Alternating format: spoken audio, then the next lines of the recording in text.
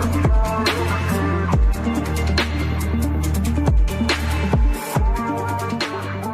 ketemu lagi di Acak Asik, biar acak yang penting asik. Oke, nah kita di segmen Edu Asik.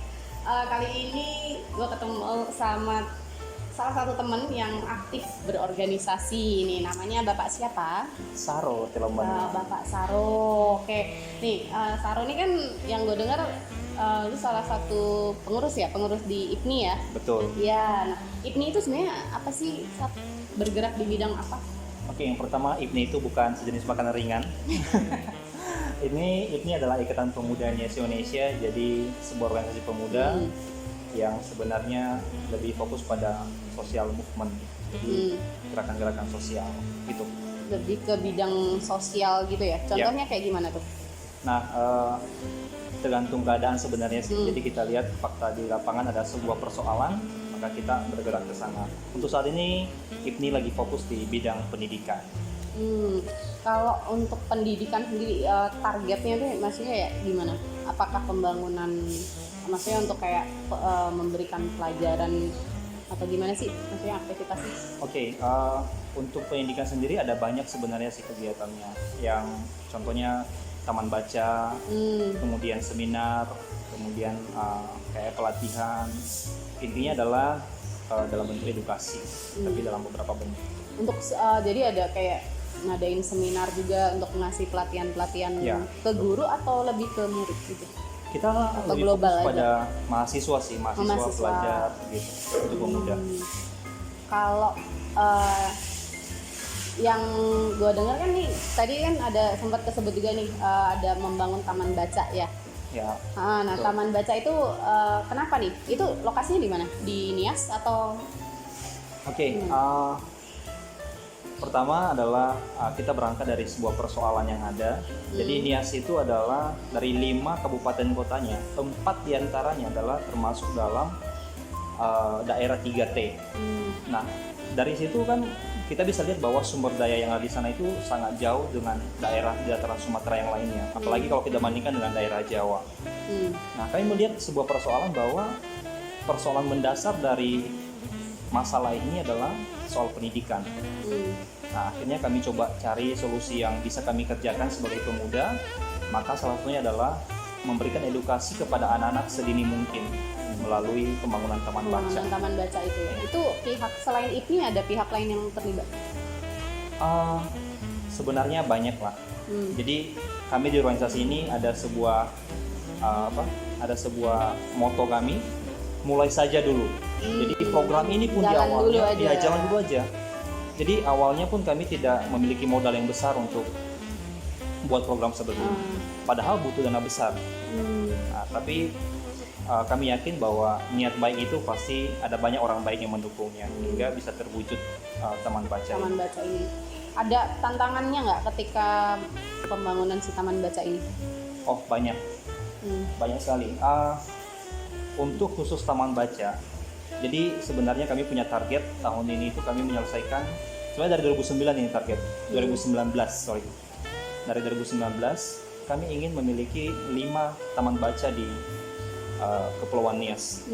Tapi hingga hari ini ya yang sudah benar-benar jalan itu baru 2, yaitu satu di Nias Selatan tepatnya di Sebagaiasi dan kemudian ada satu di Nias Induk di Kecamatan Giduk.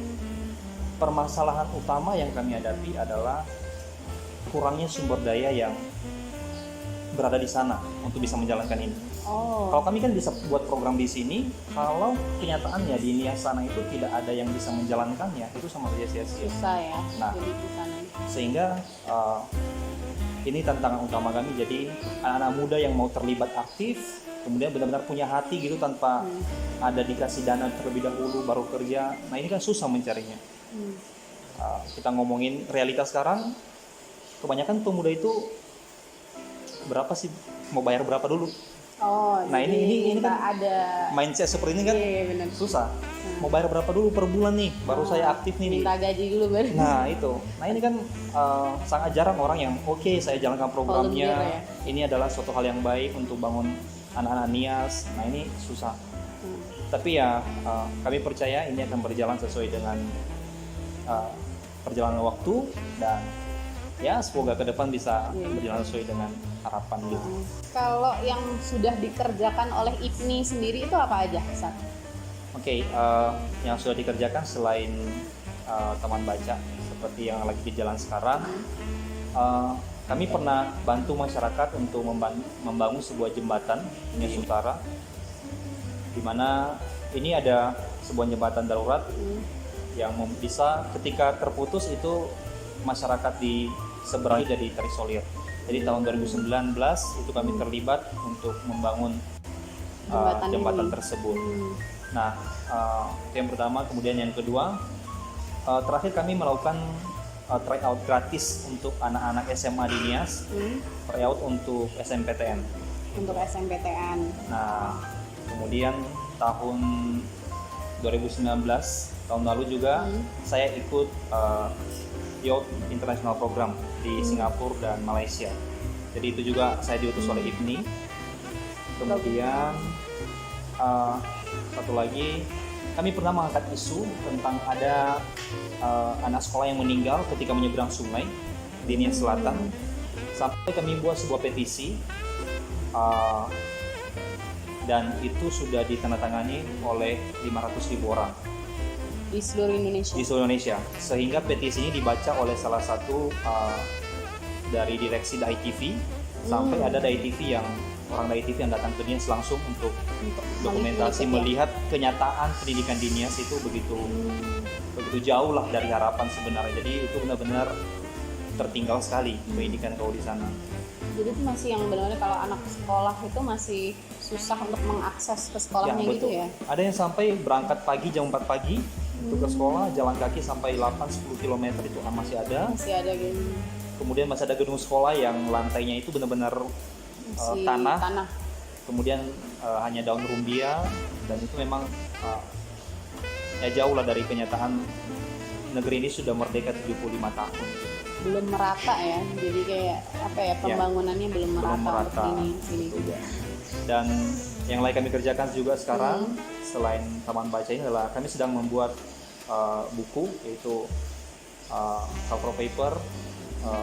Ini buku yang pengen jadi inspirasi untuk anak Nias. Tentang apa itu? Buku ini tentang profil orang-orang Nias yang sudah sukses dalam berbagai macam bidang. Jadi kumpulan biografi gitu. Ya, biografi dan nasihat lah yang orang sudah sukses ini. Kayak sekarang kan ada Menkumham tuh, Pak Yasona Lawli. Nah, itu kan orang Nias asli. Nias, ya. Jadi kami pengen tanyakan kira-kira tips untuk sukses, kenapa bisa berada di posisi seperti sekarang. Nah, ini juga kan bisa menginspirasi anak-anak Nias. Nah, ini saya bagi satu hal.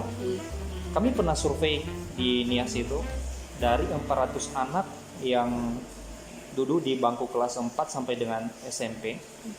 Ketika ditanyakan cita-citamu mau jadi apa, 25% menjawab tidak tahu mau jadi apa. Ada bayangan. 75%-nya itu menjawabnya itu hanya ruang lingkup 11 profesi. Dokter, guru, umum lah pilot, ya. polisi, tentara. Nah, ini kan miris sekali. Bayangkan dari sekian banyak siswa itu skalanya kecil sekali gitu. Mereka yang hanya tahu itu jadi guru, jadi PNS. Nah, berangkat dari sini maka kami cari orang-orang Nias yang punya profesi di bidang lain. Kayak sekarang itu ada salah satu orang Nias, fotografer di Dubai. Nah, itu kami harapkan bisa menginspirasi orang-orang yang sudah aktif di politik, hukum, dan sebagainya. Kami tulis buku ini supaya bisa menginspirasi, dan targetnya tahun ini akan selesai. Udah prosesnya udah tinggal editing? Udah masuk ke tahap editing, dan juga ada beberapa yang masih kami wawancarai. Yang terlibat itu seluruh anggota IPNI atau ada kalian bentuk tim khusus lagi untuk? Ada sih tim khususnya sekarang dipegang oleh divisi humaniora. Jadi kami di IPNI itu ada 5 divisi. Jadi satunya adalah divisi humaniora. Divisinya ada apa aja itu, satu? Divisi humaniora, kemudian pendidikan, kemudian KSKP, itu kajian strategi kebijakan publik, kemudian juga ada pengkaderan, dan terakhir ada media komunikasi. Ya, kalau Saro sendiri lebih ke divisi mana? Concernnya? Saya sih lebih di pendidikan. Pendidikannya. dan juga karena saya di KSB itu sebagai sekretaris umum, jadi lebih mencakup semuanya. Balik lagi nih ke IPNI. IPNI ini dia anggotanya sekarang banyak. Apakah memang maksudnya itu melingkupi semua pemuda NIAS yang ada di Indonesia atau ada hanya yang ada di Jakarta aja nih? Oke. Sebenarnya ruang lingkupnya terbuka peluangnya untuk seluruh pemuda NIAS ya yang di seluruh Indonesia. Tapi kami adalah organisasi yang berbeda dengan organisasi pemuda lain. Ada banyak organisasi pemuda itu yang berbasis massa. Jadi dia kumpulkan sebanyak mungkin orang-orang untuk gabung dalam satu organisasi. Kami tidak. Kami berbasis program.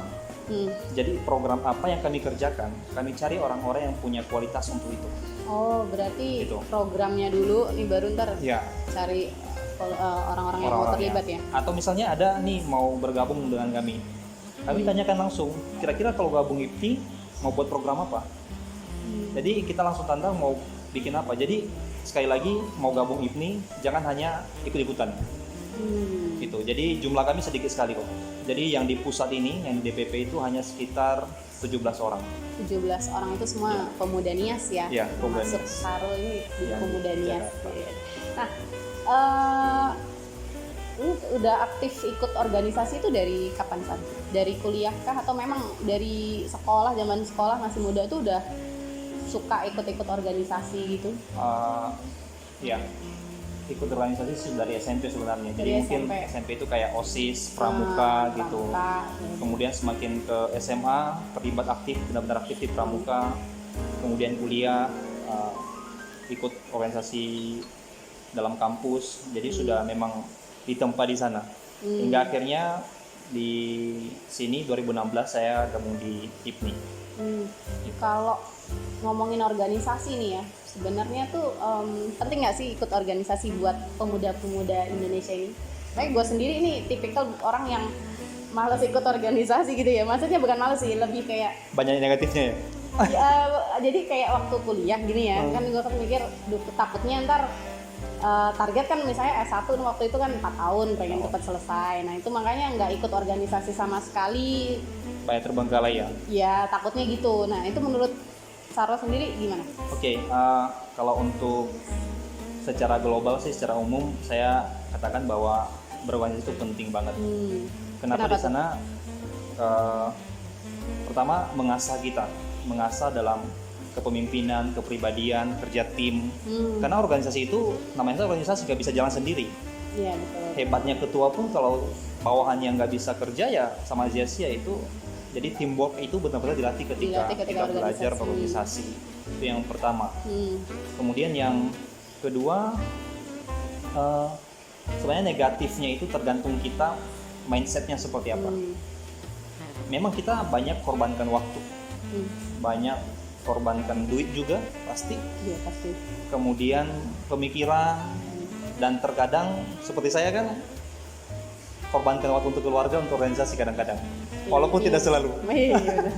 Itu. Tapi sekali lagi berorganisasi itu penting untuk pemuda. Kalau itu kan tadi kan kalau misalnya untuk yang negatifnya, dampak negatifnya itu kan sebenarnya tergantung pengelolaan dari kita ya, manajemen kita sendiri gimana. Nah, kalau kamu sendiri nih ketika kan dari sekolah nih udah ikut organisasi gitu kan. Manajemen waktu lu sendiri bagaimana? Maksudnya cara mengatur waktu. Ada tantangannya nggak ketika mengatur waktu nih untuk membagi waktu antara sekolah sama organisasi, atau kalau sekarang kan udah berkeluarga ya, jadi mengatur sama keluarga sama organisasi itu tantangannya kayak gimana tuh? Oke, yang pertama sih kalau waktu masih kuliah, tantangan terbesarnya itu adalah banyak di antara kita yang ogah-ogahan ikut organisasi tapi kuliah terbengkalai. Ya betul. Bener-bener. Tapi masa saya selesai kuliah 4 tahun. Walaupun aktif berorganisasi. Jadi cara kita memanage waktu itu penting sekali. Ikut organisasi tapi jangan pernah absen kuliah. Tetap jalan aja seperti biasa. Tipsnya gimana tuh supaya bagi waktu. Bagi waktunya. Bagi waktu benar. Harus bisa bagi waktu. Benar-benar harus di schedule, kayak misalnya tentuin nih hari ini aku ada kegiatan di organisasi ini atau gimana? Tetap kuliah prioritas. Jadi misalnya lagi ada pertemuan, lagi ada rapat, ada forum organisasi gitu, kita bisa tinggalkan di tengah-tengah forum itu untuk datang kalau memang ada jam kuliah. Berarti, itu penting banget. Iya. Banyak yang justru duluan organisasi dulu, baru nanti kuliahnya. kuliah. Oh, tidak Itulah boleh. yang bikin makanya kuliahnya terbengkalai ya, karena Iya. kita harus tahu skala prioritas ya. Betul. Gitu. Nah, kalau sekarang keluarga, Nah, sudah berkeluarga sejak 2016 akhir, hmm, sebenarnya sih kasih pengertian sih ke keluarga sih, hmm, bahwa ini ada kegiatan dan mereka dukung, keluarga dukung. Keluarga dukung penuh ya untuk Iya. ikut ya, karena itu juga untuk membangun daerah asal ya. Sekaligus menaikkan kapasitas diri sih sebenarnya. Iya betul. Nah, ada pesan-pesan nggak nih Sar untuk apa pemuda-pemuda Indonesia ini? Ya kan siapa tahu yang nonton nih pemuda-pemuda yang masih bingung nih karena apa pengen organisasi tapi bingung. Nah, ada pesan-pesan nggak buat para pemuda Indonesia? Oke, pesan untuk pemuda yang pertama adalah jangan jadi pemuda yang apatis. Itu. Jadi jadilah pemuda yang kritis sekaligus memberikan solusi. Gitu. Kemudian terakhir terlibat. Pemuda itu mesti terlibat. Jadi percuma juga kalau pemuda itu hanya kritis kemudian memberikan solusi, tapi kalau tidak ikut terlibat itu sama saja bohong. Gitu. Karena justru kita butuh orang-orang yang benar-benar punya solusi dan mau terlibat untuk bangun bangsa ini loh. Oke, jadi kalau kalian masih galau ya mau organisasi tapi bingung, yang penting kita benar-benar harus apa ya? Itu harus dari hati juga ya kita Ya. mantepin. Dan tentukan skala prioritas. Tentukan skala prioritasnya. Oke Saro, terima kasih atas waktunya hari ini. Ini diskusi yang sangat singkat sekali. Saksikan terus Acak Asik, biarpun acak, yang penting Asik.